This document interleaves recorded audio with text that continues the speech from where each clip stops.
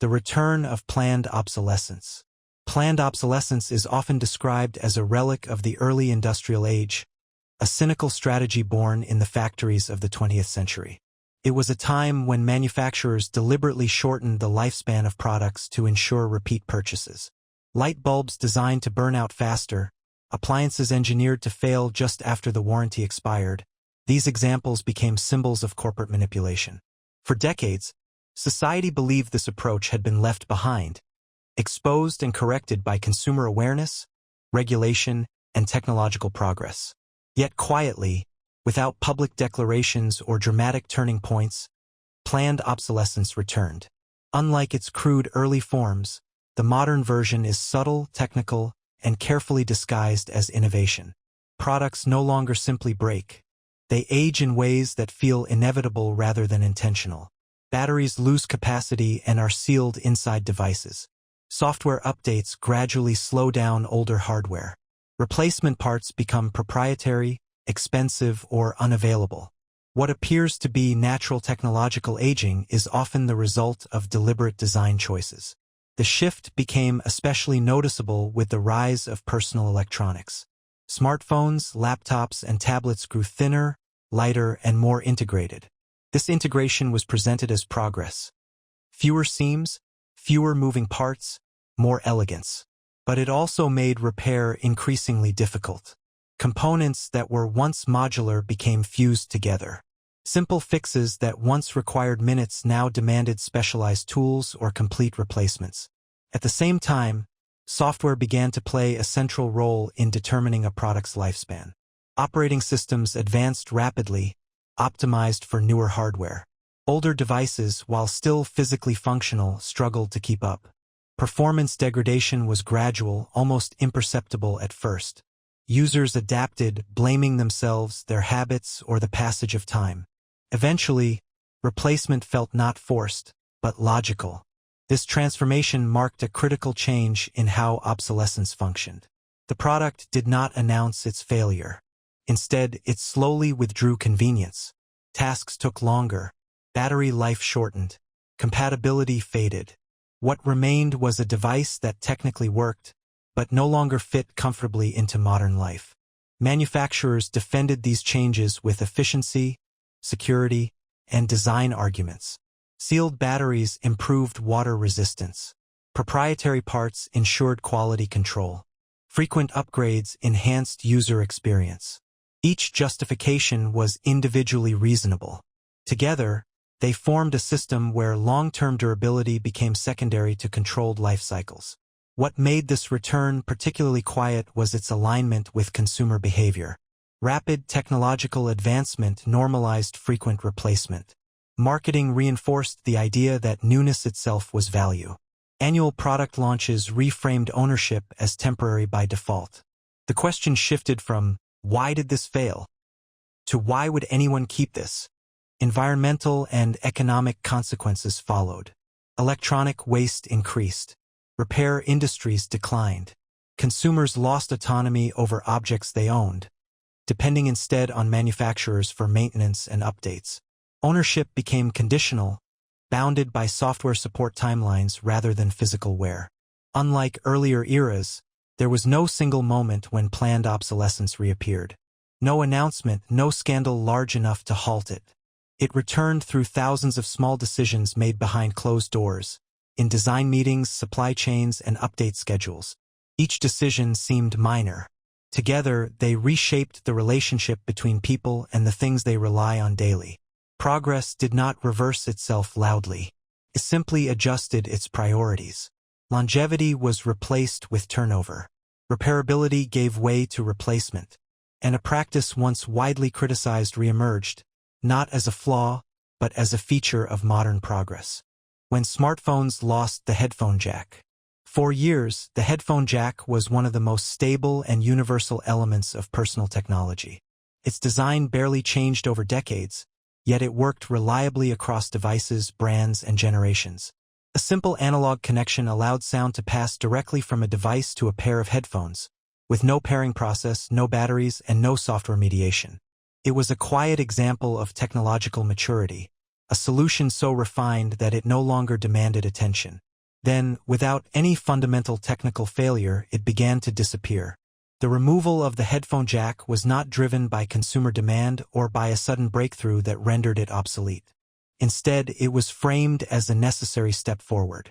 Manufacturers described the change as progress. Phones would become thinner, more water-resistant, more efficient. Internal space, they argued, was too valuable to dedicate to a century-old connector. At first, the decision appeared isolated. One company removed the port, offering adapters and wireless alternatives as reassurance. The reaction was mixed but contained. Over time, however, the pattern spread. Competing manufacturers followed, not because the technology required it, but because the market adjusted. What was once a controversial choice gradually became the default. This transition marked a subtle shift in how progress was defined. The analog jack had offered universality. Any compatible headphones, regardless of brand or age, would work instantly. Its replacement fragmented that simplicity. Digital connections introduced compatibility layers, proprietary standards, and dependence on software. Wireless audio, while convenient in some contexts, added batteries, charging cycles, signal interference, and latency. The promise was freedom from cables. The reality was increased complexity. Adapters became a temporary bridge, but they were rarely durable. Some limited audio quality. Others were incompatible with charging or specific accessories. A connection that once worked instinctively now required planning. Users had to consider battery levels, firmware updates, and pairing stability, tasks that had never been part of listening to sound before. From an engineering perspective, the removal of the headphone jack did not represent a clear improvement in function. Audio quality did not significantly increase for most users. Reliability in many cases decreased. What changed was control. Sound output moved from a passive analog pathway to an active digital system governed by software and hardware policies. This shift also altered the economic landscape. Wireless headphones became a rapidly expanding market.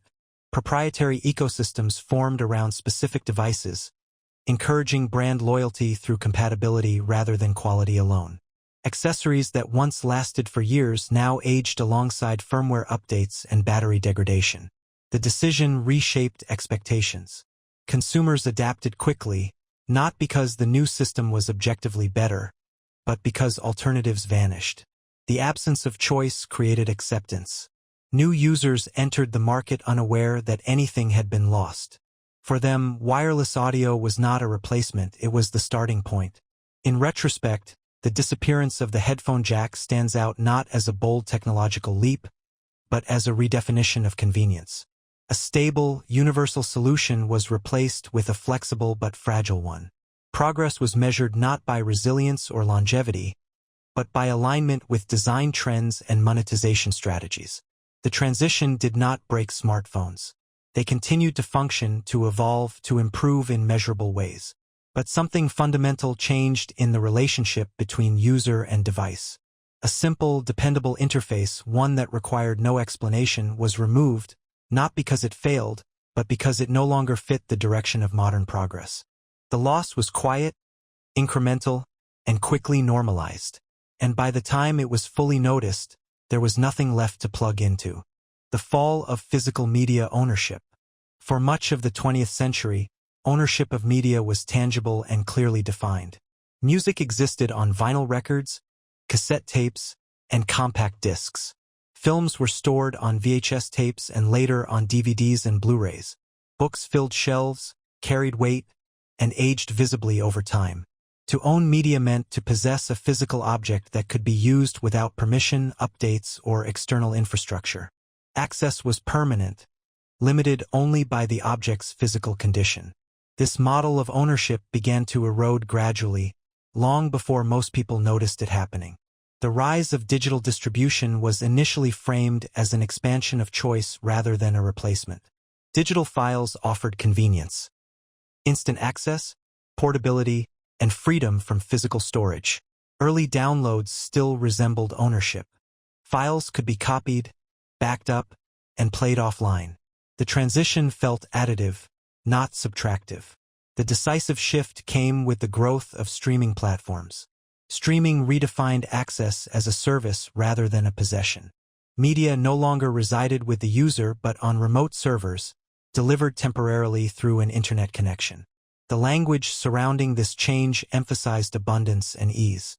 Vast libraries were made available instantly, without the need to purchase individual titles. The trade-off, the loss of permanent ownership, was rarely highlighted. Under this new model, users did not buy music, films, or series. They licensed access to them. This distinction carried profound implications. Content could be altered, restricted, or removed without notice. Licensing agreements expired. Regional availability changed. Entire catalogs vanished overnight, not because of technical failure, but because of business decisions. What once required physical force to take away, removing a book from a shelf, confiscating a record, now required only a server-side change. The disappearance of physical media also altered cultural preservation. Physical copies acted as decentralized archives. A film released decades ago could survive as long as at least one copy existed. Streaming platforms, by contrast, prioritized current demand. Older or less profitable works were quietly dropped, not archived. Cultural memory became selective, shaped by algorithms rather than libraries. Control shifted away from individuals and toward centralized platforms. Playback was mediated by software that enforced rules invisibly. Screenshots were restricted. Offline access was temporary. Devices authenticated usage continuously. Media consumption became conditional on compliance with evolving terms of service. Even when physical media continued to exist, it was marginalized. Fewer players were manufactured. Fewer stores stocked discs. As infrastructure disappeared, ownership became inconvenient by design. Consumers were nudged toward subscription models not through prohibition, but through neglect. The economic structure reinforced this transformation. Subscription pricing normalized continuous payment for access that could never be completed or fully possessed. The idea of finishing a collection lost meaning. Media became an ongoing expense rather than an acquired asset. Over time, a generational divide emerged. New audiences grew up without expecting to own media at all. For them, disappearance was normal. A song unavailable today might return tomorrow or never. The impermanence was accepted as part of the experience. The fall of physical media ownership did not involve censorship, bans, or dramatic technological collapse. It occurred through convenience, scale, and quiet redefinition. What was gained was speed and accessibility. What was lost was certainty. Progress did not remove media from people's lives. It removed their claim to it. Social media making us less social. When social media platforms first emerged, they carried an ambitious and seemingly benevolent promise. They would connect people across distances, reunite old friends, strengthen communities, and democratize communication. Geography would matter less. Voices that once struggled to be heard would finally find an audience. In its early years, social media appeared to fulfill that promise. Networks expanded rapidly, interactions felt personal, and digital spaces often complemented real-world relationships rather than replacing them. Over time, however, the function of social media began to shift in subtle but significant ways. The core architecture of these platforms was not designed primarily around human connection, but around engagement. Every interaction, a like, a comment, a share, a pause while scrolling, became a measurable signal. Algorithms learned to prioritize content that captured attention most effectively, not content that fostered understanding or meaningful dialogue. Gradually, communication was shaped less by social intent and more by performance metrics. This transformation altered how people presented themselves. Profiles evolved into curated representations rather than reflections of everyday life. Moments were selected for visibility, filtered for appeal, and framed for validation.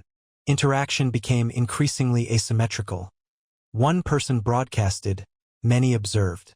Conversations shortened. Nuance faded. The pressure to be seen replaced the desire to be understood. As these platforms grew, they absorbed functions once distributed across many forms of interaction. Casual conversations, public debates, professional networking, personal announcements, and even expressions of grief or celebration were compressed into the same interface. Context collapsed. Different audiences merged into a single, invisible crowd. Communication became cautious, strategic, and often emotionally distant. Paradoxically, constant connectivity began to reduce genuine social presence. Notifications interrupted face-to-face interactions. Attention fragmented. Moments that once belonged fully to those present were shared with absent audiences. Being together no longer guaranteed being engaged with one another. The structure of social media also reshaped social comparison. Algorithms amplified visibility of success, beauty, and certainty. Ordinary experiences, struggles, and ambiguity received less attention. Exposure to carefully curated lives created distorted reference points. People compared their unfiltered realities to polished representations, often without recognizing the imbalance. Feelings of isolation increased not from lack of contact, but from perceived inadequacy within constant exposure. Language itself adapted to platform constraints. Complex emotions were reduced to reaction icons. Agreement and disagreement were expressed instantly, without explanation. Conflict escalated quickly, while resolution rarely occurred. The absence of physical cues, tone, posture, timing, stripped conversations of empathy. Misunderstanding became common, and hostility easier. Despite the appearance of constant interaction, many exchanges lacked reciprocity. Scrolling replaced listening. Posting replaced dialogue. Silence was filled, but not necessarily with connection. The quantity of interaction increased while its depth declined. Importantly, this shift did not occur because people suddenly became less social by nature. It emerged from design choices that rewarded speed, volume, and emotional intensity. Social behavior adapted to the environment it was placed in. Platforms optimized for attention-trained users to behave accordingly. Over time, the cost became visible. Loneliness rose alongside connectivity. Anxiety increased despite constant reassurance signals. Social bonds weakened not through absence, but through dilution. Relationships became broader, looser, and more fragile. Social media did not eliminate human connection. It transformed it into something more abstract, more performative, and more conditional. What was once grounded in shared time and presence became mediated through screens and metrics. The change was gradual, almost invisible from within. Platforms continued to grow, interfaces refined, and usage normalized. Progress did not remove social interaction from daily life. It reshaped it into a form that looked active, felt busy, and yet often left people feeling more alone than before. The decline of software stability. In the early decades of personal computing, software stability was not a luxury but a necessity. Programs were distributed on physical media, installed once, and expected to function reliably for years. Updates were rare, costly to produce, and carefully considered. A release that failed after distribution could not be easily corrected, and this constraint encouraged caution, extensive testing, and conservative design. Stability was a defining feature of software quality. As computing evolved, this constraint disappeared. The expansion of the Internet transformed software from a finished product into a continuous service. Developers gained the ability to modify programs after release, delivering patches, updates, and new features remotely. At first, this capability appeared entirely beneficial. Bugs could be fixed quickly. Security vulnerabilities could be addressed. Software could improve over time rather than degrade. Gradually, however, the expectation of stability gave way to the expectation of change. Modern software is rarely considered complete. Instead, it exists in a permanent state of revision. Applications update automatically, often without explicit user consent. Features appear and disappear. Interfaces change. Behaviors shift. What worked reliably yesterday may behave differently today, not due to user error, but because the software itself has evolved overnight. This environment reshaped development priorities. Speed became more valuable than polish. Releasing early and iterating publicly replaced thorough pre-release testing. Errors were no longer failures, they were data points. Users became participants in the debugging process, encountering issues that would once have prevented release entirely. The result was a subtle but pervasive decline in predictability. Crashes, incompatibilities, and regressions became normalized. Software was no longer expected to remain stable over long periods. Instead, instability was framed as a temporary condition, something that would be fixed in the next update. Dependence on external systems amplified the problem. Modern applications rely heavily on cloud services, APIs, and online authentication. Even locally installed software often requires continuous communication with remote servers. When these systems fail or change, functionality can degrade instantly, regardless of the local machine's condition. Compatibility suffered as well. Updates optimized for newer hardware or operating systems often reduced performance on older systems. Users faced a choice between staying secure and maintaining functionality. Stability became conditional, tied to constant compliance with evolving requirements. From the user's perspective, control diminished. Settings reset. Workflows broke. Familiar tools behaved unpredictably. The idea of mastering a piece of software lost meaning when its behavior could change without notice. Learning became a recurring task rather than a one-time investment. Importantly, this shift did not result from incompetence or negligence alone. It was reinforced by economic and structural incentives. Continuous updates supported subscription models and user engagement metrics. Frequent change created visibility, signaling ongoing development and innovation, even when changes were superficial. The language surrounding software adapted accordingly. Terms like beta, once reserved for unfinished products, became permanent labels. Stability was no longer the baseline. It was a temporary achievement. Over time, users internalized this instability. Workarounds replaced solutions. Regular restarts became routine. Data loss and crashes were anticipated rather than shocking. Expectations adjusted downward. The decline of software stability did not arrive as a single failure or scandal. It emerged through convenience, connectivity, and speed. Progress made software more powerful, more flexible, and more responsive, but less reliable in the quiet, long-term sense that once defined quality. Software did not become worse at what it does. It became worse at staying the same. When cars became less reparable. For much of the 20th century, automobiles were designed with repair as an expected part of ownership. Mechanical systems were visible, accessible, and largely understandable. Engines, transmissions, and electrical components followed standardized principles. Independent mechanics and knowledgeable owners could diagnose problems, replace worn parts, and keep vehicles running for decades. Repairability was not a special feature. It was an assumption built into the design. This assumption began to fade as automobiles evolved. Advances in electronics, safety systems, and efficiency transformed cars into complex, computer-driven machines. Sensors multiplied. Control units managed functions once governed by simple mechanical linkages. Software became as essential as hardware. These changes brought measurable benefits in performance, emissions, and safety. Yet they also introduced layers of abstraction between the driver and the machine. As complexity increased, access decreased. Modern vehicles are constructed as tightly integrated systems. Components that once operated independently are now interdependent, communicating through internal networks. A malfunction in one subsystem can affect many others. Diagnosing issues often requires proprietary diagnostic tools and software unavailable to most independent repair shops.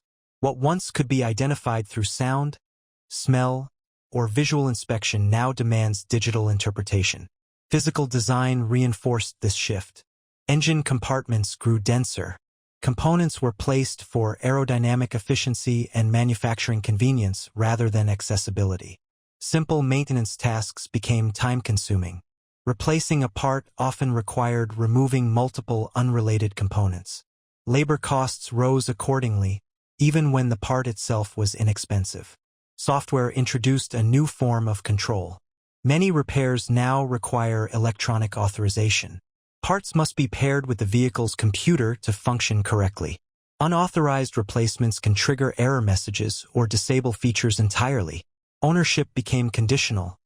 Possessing the car no longer guaranteed the ability to repair it freely. This change altered the economic structure of car maintenance. Dealerships gained dominance over repair services, supported by exclusive access to tools, updates, and documentation. Independent mechanics faced increasing barriers. Some adapted through specialization. Others disappeared. Consumers lost choice, not through regulation alone, but through design. The lifespan of vehicles shifted subtly. Cars remained mechanically capable for long periods, but software support and electronic compatibility imposed new limits. A functioning component could become unusable if it could not communicate with updated systems. Obsolescence no longer depended solely on wear, but on digital alignment. Even safety and convenience features contributed to the trend. Advanced driver assistance systems required precise calibration after minor repairs. Sensors embedded in windshields, bumpers, and mirrors transformed small accidents into costly events. What once involved basic bodywork now demanded specialized equipment and expertise. The cultural relationship with cars changed as well. Vehicles were no longer objects to understand and maintain, but products to manage through service schedules and authorized channels. Mechanical literacy declined, not because of disinterest, but because access was restricted. This transition did not occur abruptly. Each innovation arrived with clear advantages and reasonable justification. Few objected to improvements in safety or efficiency. Yet collectively, these changes shifted control away from owners and toward manufacturers. When cars became less reparable, they did not become less advanced. They became less transparent. Progress continued forward in performance and technology, while quietly retreating in autonomy and longevity. The machine still moved. It simply no longer belonged entirely to the person who drove it. The loss of user privacy online. In the early days of the public internet, privacy was not a central concern because exposure was limited by design. Online activity was fragmented, anonymous by default, and largely disconnected from real-world identity. Websites stored minimal information. Interactions were transient. Users moved through digital spaces without leaving detailed, persistent records behind them. The internet felt vast, decentralized, and impersonal. This condition did not last. As online services expanded, data began to acquire economic value.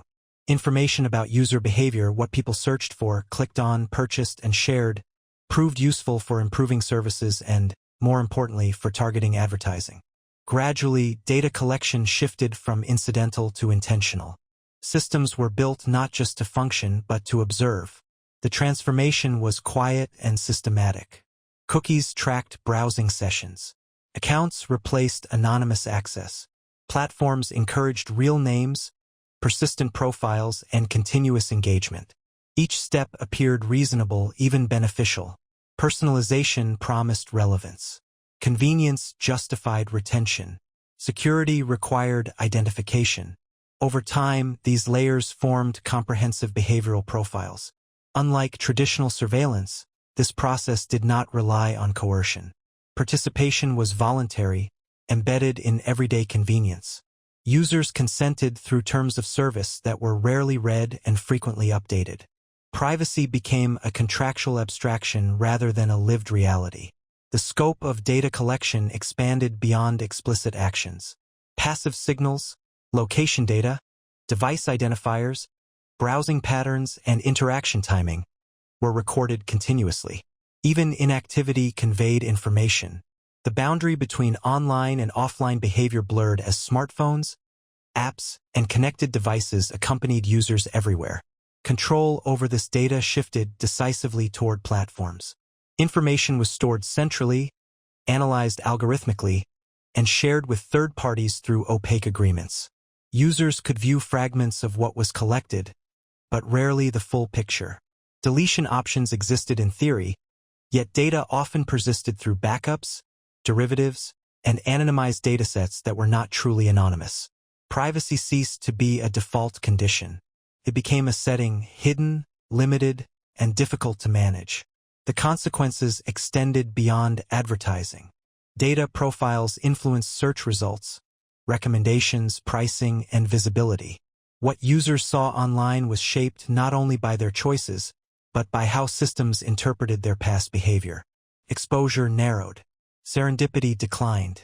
The internet adapted itself to the user, while simultaneously shaping the user in return. Trust eroded gradually.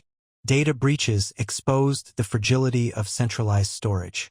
Personal information leaked, was resold, and reused beyond its original context.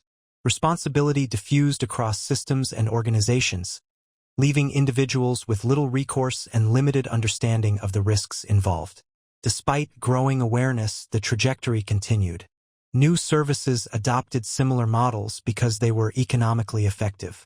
Opting out required abstaining entirely, an increasingly impractical choice.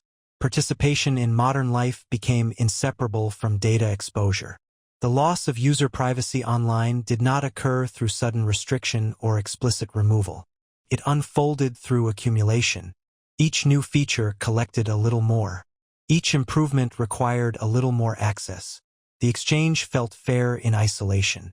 Progress made the internet more personalized, more efficient, and more integrated into daily life. In doing so, it quietly reversed the assumption that users could move through digital spaces unseen. Privacy did not disappear. It was diluted, slowly, systematically, and almost imperceptibly, until its absence became normal. Fast fashion replacing durable clothing. For much of modern history, clothing was produced with longevity in mind. Garments were expected to withstand repeated wear, washing, and repair. Fabrics were chosen for durability, seams were reinforced, and construction techniques prioritized strength over speed. Clothes were not disposable items but personal possessions that aged alongside their owners. Repair, alteration, and reuse were common and culturally accepted practices. This relationship with clothing began to change as industrial production accelerated. The emergence of fast fashion introduced a fundamentally different logic. Instead of seasonal collections built to last, brands shifted toward rapid production cycles measured in weeks rather than months. Designs were created quickly, manufactured cheaply, and distributed at unprecedented speed. The focus moved from durability to immediacy. At first, the transformation appeared empowering. Clothing became more affordable and accessible. Trends that once belonged to exclusive fashion houses reached a wider audience. Consumers gained variety and choice. The cost of experimentation dropped. Yet beneath this surface, the material quality of clothing quietly declined. To sustain rapid turnover and low prices, manufacturers reduced costs at every stage of production. Fabrics became thinner. Synthetic blends replaced natural fibers. Stitching grew weaker. Construction shortcuts multiplied. Garments that once endured years of use were now designed to last only a handful of washes. The decline was not always obvious at purchase. Clothing often looked well-made under store lighting, where revealed the truth gradually. Seams loosened, fabric pilled, colors faded, and shapes distorted. Failure felt like normal where rather than design intent. Consumer behavior adapted accordingly. When clothes became cheaper, replacement felt easier than repair. Time spent mending no longer made economic sense. The cultural skill of maintaining garments eroded, not from neglect, but from obsolescence. Clothing transitioned from durable goods to short-term consumables. The pace of fashion intensified the effect. Rapid trend cycles encouraged frequent buying and discouraged attachment. A garment could be functionally intact yet socially obsolete. Longevity lost relevance in a system optimized for novelty. Production scale amplified the consequences. Massive volumes of low-quality clothing entered the market, overwhelming systems designed for reuse or recycling. Discarded garments accumulated quickly, many unsuitable for second-hand use due to poor construction or synthetic composition. This shift also altered the meaning of value. Price became detached from lifespan. Consumers learned to evaluate clothing visually and emotionally rather than structurally. Durability became difficult to assess without long-term experience. Importantly, this transformation did not occur because durable clothing became impossible to produce. The knowledge and materials still existed. What changed were incentives. Speed, volume, and responsiveness to trends outweighed longevity. Fast fashion did not eliminate well-made clothing. It marginalized it. Durable garments became niche products, often more expensive and less visible, while disposable alternatives dominated mainstream retail. Progress in manufacturing made clothing cheaper and more plentiful. At the same time, it quietly reversed an expectation that clothes should endure. What was once built to last became designed to pass through hands quickly, leaving behind fabric, waste, and a shortened relationship between people and the things they wear. The simplification of complex professions. For much of modern history, complex professions were defined by long training, deep specialization, and a high degree of personal judgment. Fields such as medicine, engineering, law, aviation, and skilled trades relied on accumulated experience that could not be easily standardized. Expertise developed slowly through mentorship, repetition, and exposure to edge cases. Professional authority rested on the ability to interpret ambiguity rather than simply follow procedures. As technology advanced, this model began to change. Digital tools, automation, and standardized systems were introduced to increase efficiency, reduce errors, and make services more accessible. Decision support software, templates, and protocols promised consistency. Tasks that once required years of practice could now be performed with guided assistance. In many contexts, this shift produced real benefits. Outcomes became more predictable. Training time decreased. Costs were reduced. Over time, however, simplification moved beyond assistance and toward substitution. Complex judgment was gradually embedded into systems. Checklists replaced discretion. Interfaces guided users step by step, narrowing acceptable actions to predefined paths. Professional work became structured around compliance with software rather than understanding of underlying principles. Success was measured by adherence to process, not depth of insight. This transformation altered how professionals were trained. Education emphasized tool proficiency over conceptual mastery. New entrants learned to operate systems efficiently, but often without full visibility into the logic behind them. As long as the system functioned correctly, deep understanding seemed unnecessary. The result was a subtle erosion of expertise. When tools handled routine complexity, practitioners encountered fewer challenging situations. Experience narrowed. The capacity to respond creatively to unexpected conditions declined. In moments when systems failed or presented conflicting signals, professionals were less prepared to improvise. Simplification also changed accountability. Decisions increasingly appeared to be made by processes rather than people. Responsibility diffused across software, protocols, and organizational structures. Individual judgment became secondary, even when consequences remained significant. The economic structure reinforced this shift. Standardization enabled scaling. Organizations could replace highly trained specialists with larger numbers of semi-skilled operators supported by software. Labor costs fell. Efficiency increased. The profession itself became more accessible, but also more interchangeable. This did not eliminate complexity from the work. It relocated it. Instead of residing within individuals, complexity was concentrated within systems designed by small groups of specialists. Those systems became opaque to most users. Understanding how decisions were made required access to design-level knowledge, not operational experience. Over time, professional identity changed. Pride in mastery gave way to confidence in tools. Skill was defined by speed and accuracy within constrained parameters. Deviating from the system, even when justified, carried risk. The simplification of complex professions did not result from disregard for quality.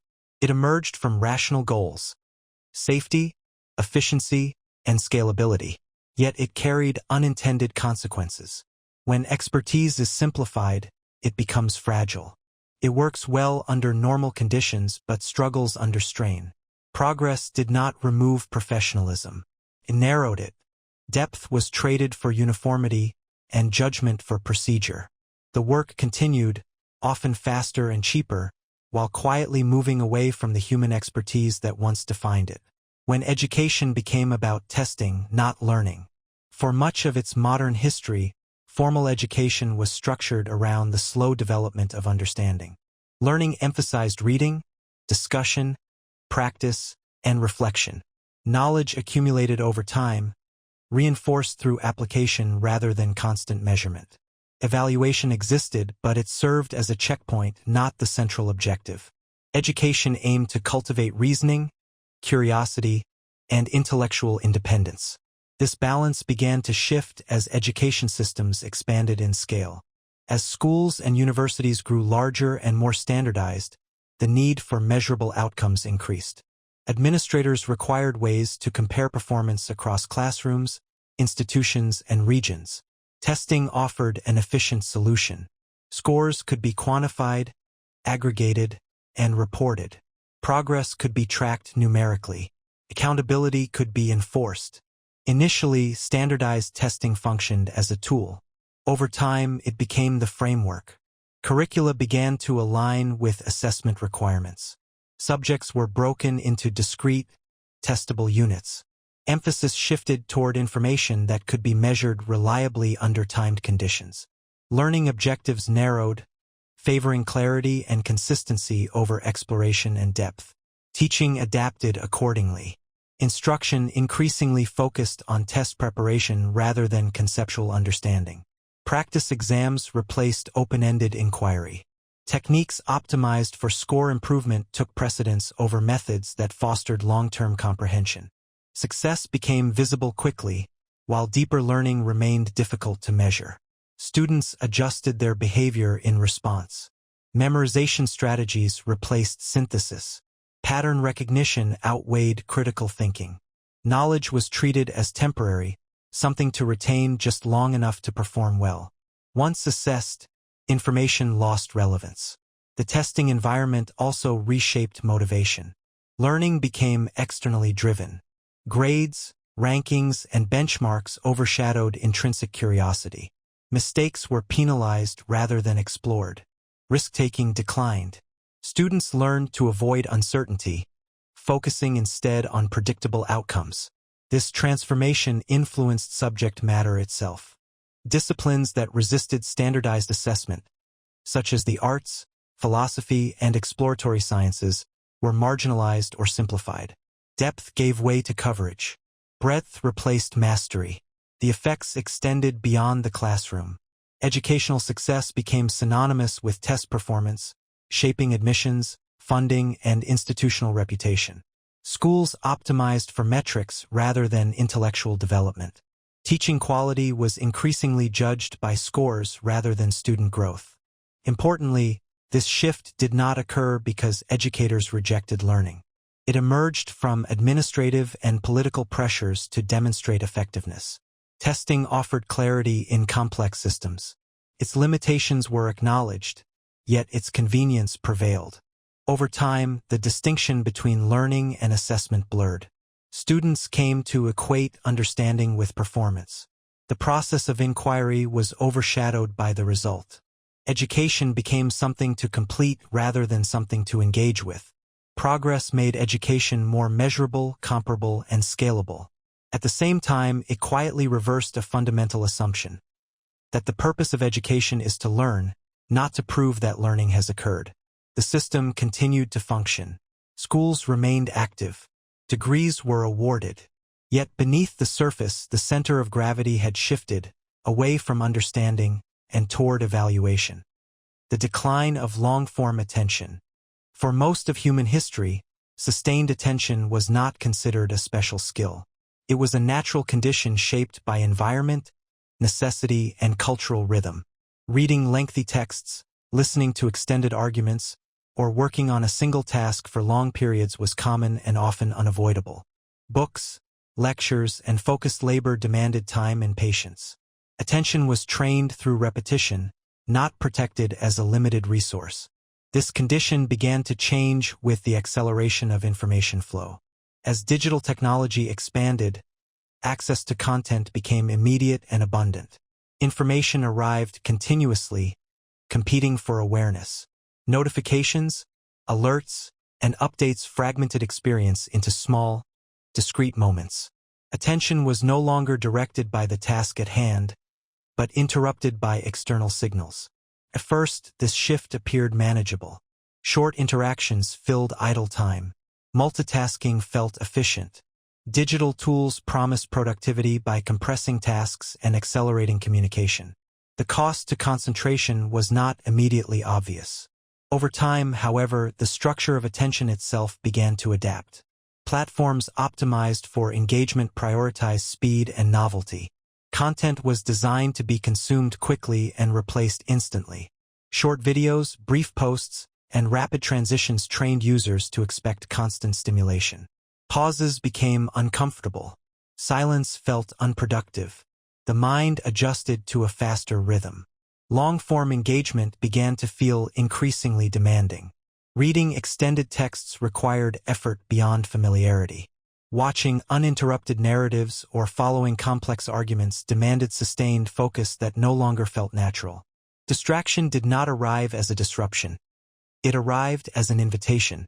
This transformation was reinforced neurologically. Frequent shifts in attention strengthened patterns associated with scanning rather than depth. The brain learned to anticipate reward through quick feedback. Completion was replaced by continuation. Content streams rarely ended, removing natural stopping points that once allowed reflection. The decline was not limited to entertainment. Work and learning environments changed as well. Emails replaced letters. Messages replaced conversations. Tasks were divided into smaller units, each demanding immediate response. Deep work became vulnerable to interruption, often framed as inefficiency rather than necessity. Importantly, this was not a simple loss of discipline or willpower. The environment itself trained behavior. Tools designed for convenience and responsiveness shaped cognitive habits over time. Sustained attention required deliberate effort against prevailing conditions. Cultural expectations shifted accordingly. Being reachable became a norm. Delayed response signaled disengagement. Continuous partial attention was accepted, even praised. Focus became situational rather than continuous. The consequences extended quietly. Comprehension suffered as context was lost between fragments. Memory weakened when information was consumed without integration. Complex ideas became harder to hold in mind long enough to evaluate fully. Despite this, productivity often appeared to increase. More content was consumed. More messages were sent. Activity replaced depth. The appearance of engagement masked its thinning. The decline of long-form attention did not result from a rejection of thinking or learning. It emerged from a system that rewarded immediacy over immersion. Progress delivered speed, access, and constant connection, while gradually eroding the mental conditions required for sustained focus. Attention did not disappear. It was redistributed from depth to breadth, from continuity to fragments. What was lost was not the ability to focus entirely, but the default state in which focus could exist without resistance. The change was gradual, adaptive, and largely invisible from within. And by the time it was noticed, sustained attention had become something that had to be protected, rather than something that naturally occurred. The Internet becoming less open.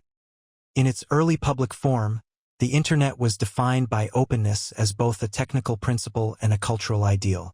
It was built on open standards, decentralized infrastructure, and shared protocols that allowed anyone to publish, link, and participate with minimal permission. Websites were independent. Content was discoverable through simple directories and search engines. Innovation emerged from small groups and individuals rather than centralized institutions. The Internet was not owned. It was inhabited. This openness shaped expectations. Users assumed they could access information freely, move between platforms easily, and create without gatekeepers. A personal website required little more than basic technical knowledge. Communication flowed horizontally. Authority was distributed, earned through contribution rather than position. As the Internet expanded, this landscape began to change. Growth brought complexity. Managing vast amounts of content required organization. Search engines refined ranking systems. Platforms emerged to aggregate users, simplify publishing, and standardize interaction. At first, these developments enhanced openness by lowering barriers to participation. Anyone could publish instantly. Audiences grew larger. Tools became easier to use. Gradually, however, aggregation turned into concentration. A small number of platforms began to dominate traffic, discovery, and discourse. Content that once lived on independent websites was absorbed into centralized ecosystems. Publishing shifted from owning a space to posting within controlled environments. Visibility became dependent on platform algorithms rather than direct access. The architecture of the web adapted accordingly. Links lost power as feeds replaced navigation. Chronology gave way to relevance scoring. Algorithms decided what was seen, when, and by whom. The open web still existed, but it became harder to reach without passing through intermediaries. Economic incentives reinforced this structure. Advertising favored scale and data collection. Platforms optimized for engagement, not exploration. Content that kept users within a single ecosystem was rewarded. External links became liabilities rather than bridges. Over time, technical openness remained, but practical openness declined. Anyone could still build a website, but few would find it without platform amplification. Search results increasingly favored established domains. Independent voices struggled against optimization systems designed for scale. Control extended beyond visibility. Platforms set rules governing acceptable content, behavior, and monetization. These rules evolved continuously, enforced through automated systems with limited transparency. Decisions that shaped public discourse were made privately, at scale, and often without appeal. Interoperability weakened as well. Services that once communicated through shared standards became siloed. Moving data between platforms grew difficult. Social graphs, content histories, and audiences were locked in. Leaving a platform meant losing access to relationships built within it. The Internet also became less open geographically. Regional restrictions, licensing agreements, and regulatory fragmentation shaped what users could access. The idea of a single, global network gave way to a patchwork of controlled environments. Importantly, this transformation did not occur through a single act of closure. No protocol was revoked. No universal access was banned. The change emerged through optimization. Efficiency, safety, and convenience justified centralization. Each step appeared reasonable in isolation. What was lost was not access but agency. Users could still consume vast amounts of information, but their ability to discover, distribute, and shape it independently diminished. Participation became conditional on platform alignment. Progress made the Internet faster, richer, and more usable for billions. At the same time, it quietly reversed an early assumption that the network itself would remain neutral ground. The Internet did not close. It narrowed. Openness survived as a concept, while practice shifted toward control, curation, and containment. What once felt like a shared public space increasingly resembled a collection of privately managed environments, connected in name, but constrained in function. Voice assistants that rarely assist. When voice assistants were first introduced, they were presented as a natural evolution of human-computer interaction. Speaking was framed as the most intuitive interface, faster than typing, more natural than clicking, and accessible to everyone. Voice promised hands-free efficiency, conversational computing, and seamless integration into daily life. The assistant would listen, understand intent, and respond accurately, reducing friction between humans and technology. Early demonstrations reinforced this expectation. Simple commands worked reliably in controlled settings. Timers were set, weather reports delivered, and basic questions answered. The technology appeared to improve rapidly, fueled by advances in speech recognition and machine learning. The idea of a helpful digital presence in the background felt increasingly plausible. Yet as voice assistants entered everyday environments, their limitations became apparent. Despite continuous improvement in speech recognition accuracy, understanding remained shallow. Assistants processed commands as structured inputs rather than meaningful requests. Slight variations in phrasing could lead to failure. Context was often lost between interactions. Conversations reset quickly, forcing users to adapt their speech to the system rather than the other way around. This requirement altered behavior. Users learned to simplify language, repeat commands, and avoid ambiguity. Instead of speaking naturally, they spoke strategically. The interaction became less human, not more. The range of tasks assistants could perform also remained narrow. While they excelled at simple, predefined actions, they struggled with multi-step requests or nuanced situations. Complex tasks often required fallback to screens and manual input. Voice became an entry point rather than a complete interface. Reliability further limited usefulness.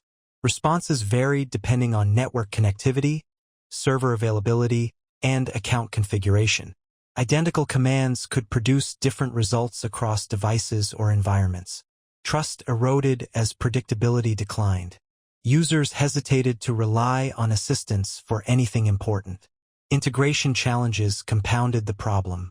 Assistants were expected to coordinate across apps, devices, and services. In practice, compatibility was inconsistent. Features depended on partnerships, updates, and regional availability. What worked in one context failed in another. Privacy considerations introduced additional constraints. Always listening devices required safeguards, confirmations, and restrictions. These protections, while necessary, added friction. Commands were misunderstood or ignored. Tasks required clarification. The flow of interaction slowed. Over time, expectations adjusted downward. Users stopped experimenting. Assistants were used for a small set of habitual commands, rarely expanding beyond them. The technology remained present, but peripheral. The economic incentives behind voice assistants also shaped their behavior. Assistants were optimized to promote services within their ecosystems. Responses prioritized platform integration over neutrality. Assistants subtly aligned with commercial goals. Importantly, the failure of voice assistants to fully assist was not due to lack of technological progress. Speech recognition improved dramatically. Processing power increased. What lagged behind was contextual understanding and adaptability, the aspects of intelligence that make assistants genuinely useful. The promise of voice interaction suggested liberation from screens and interfaces. The reality often added another layer of complexity. Instead of replacing existing tools, voice assistants joined them, rarely becoming essential. Progress did not eliminate voice control. It normalized it as a partial solution. The assistant remained available, responsive enough to justify its presence, but unreliable enough to limit trust. In the end, voice assistants did not fail loudly. They succeeded just enough to survive, while quietly falling short of the role they were meant to play, not as novelties but as true assistants. When updates remove features. For much of the history of consumer technology, updates were understood as improvements.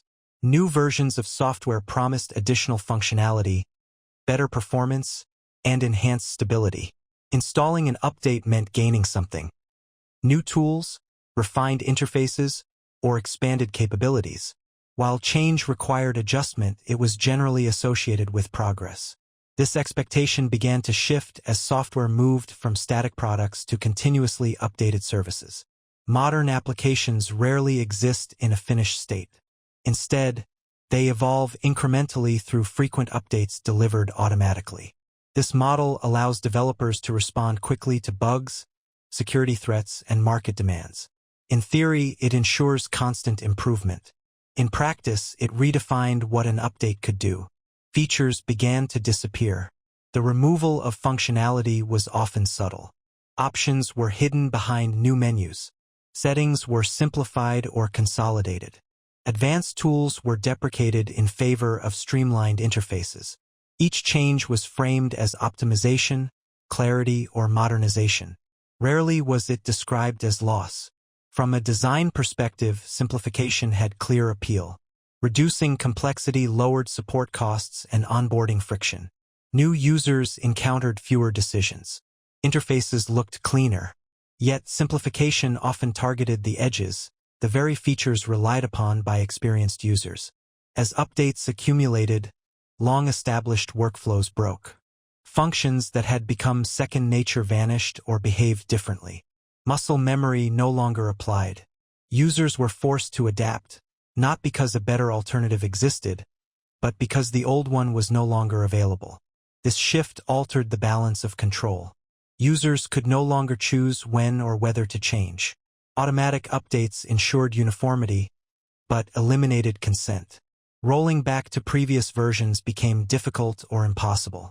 The software dictated its own evolution. Feature removal also intersected with monetization.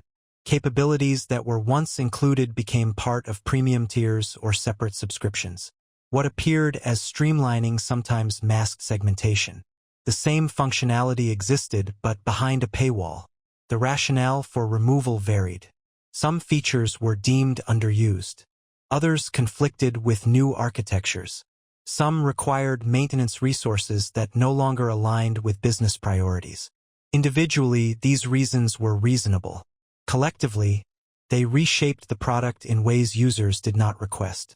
Over time, expectations adjusted.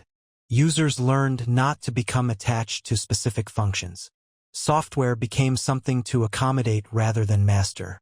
The idea of a stable toolset faded. The psychological impact was subtle. Trust weakened when updates introduced uncertainty. Instead of anticipation, updates triggered caution. What would stop working this time? Productivity slowed during transitions. Familiarity was replaced by vigilance. Importantly, the decline was not driven by technological limitation. Software became more powerful and flexible. The removal of features reflected shifting priorities toward broader audiences, simpler narratives, and recurring revenue. Progress did not break software outright. It altered the definition of improvement. An update no longer guaranteed enhancement. It signaled change without assurance of benefit. When updates removed features, they did not announce regression. They normalized it. Loss became an acceptable side effect of progress, quiet, incremental, and difficult to reverse. The rise of subscription everything. For much of the modern consumer era, ownership followed a clear and finite logic. A product was purchased, paid for once, and used until it wore out or was replaced by choice. Software came on disks. Appliances operated independently. Services were limited to clearly defined areas such as utilities or maintenance. The transaction ended at the point of sale, and ownership transferred fully to the buyer. This model began to change with the digitization of products. Software was among the first domains to adopt subscription-based access. Initially, subscriptions were justified by ongoing development, updates, and support. Paying continuously appeared reasonable when products evolved continuously. Over time, however, the model expanded far beyond its original context. Subscription logic spread into everyday life. Functions that once existed locally became tied to remote services. Features depended on authentication. Products required accounts to operate fully. Hardware increasingly served as a gateway rather than a complete system. Access replaced possession. This shift was often framed as flexibility. Subscriptions lowered upfront costs. They promised always up-to-date experiences. Users no longer needed to manage versions or replacements. In isolation, these advantages were real. Yet, the cumulative effect altered the nature of ownership itself. Under subscription models, usage became conditional. Access depended on active payment, network connectivity, and compliance with evolving terms. When payments stopped, functionality vanished, sometimes partially, sometimes entirely. The product remained physically present, but its capabilities receded. This redefinition of value reshaped consumer expectations. Completion lost meaning.